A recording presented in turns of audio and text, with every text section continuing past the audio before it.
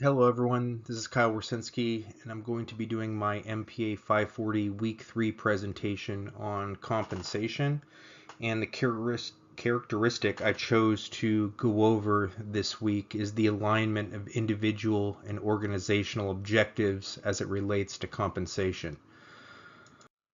So I think the root of this characteristic is founded on part of the expectancy theory that you find within this book, and also the leadership book that we're studying in the other course.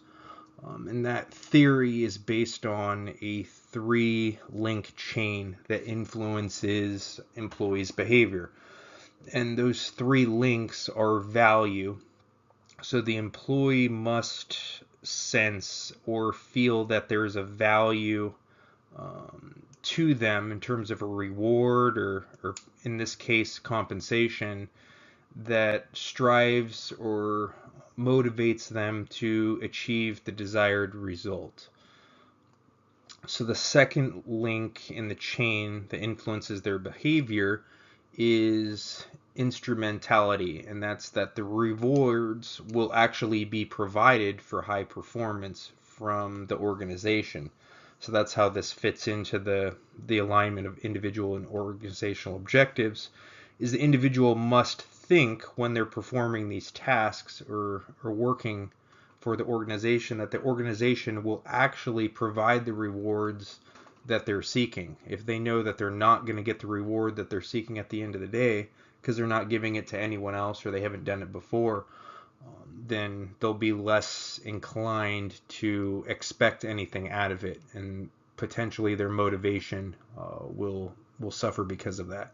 And then lastly, the third link in the chain is that the employee can actually expect to accomplish the task because they have the expertise or the skill set or the knowledge level to actually perform everything.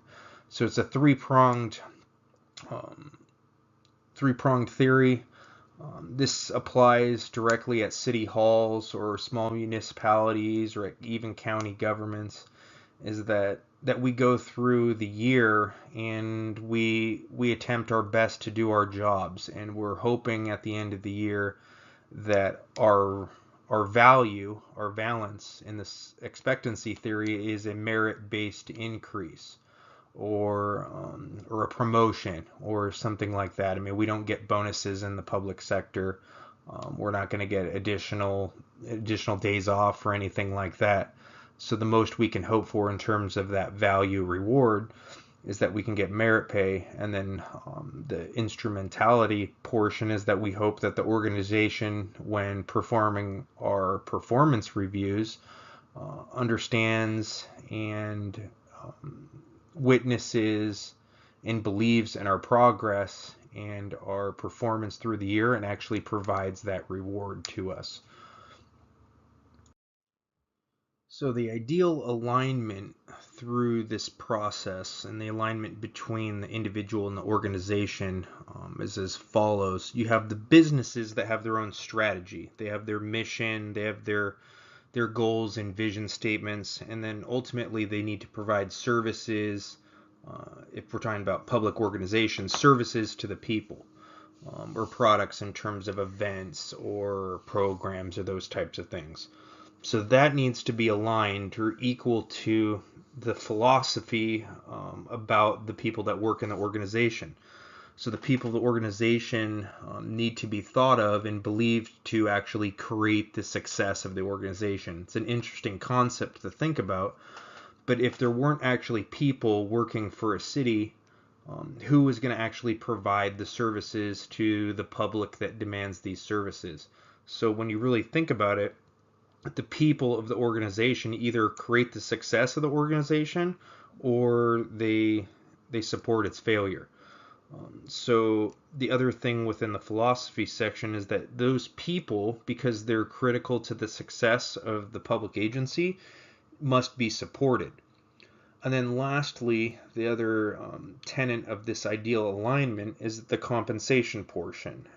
And that is that the pay scales, the payroll, your paycheck at the end of the day, is the symbol that the organization believes in you as a critical component of that agency, and that employees must know that the organization is really looking out for them and their interests. So the other thing that compensation can be, it can be health benefits or vacation or retirement benefits as well.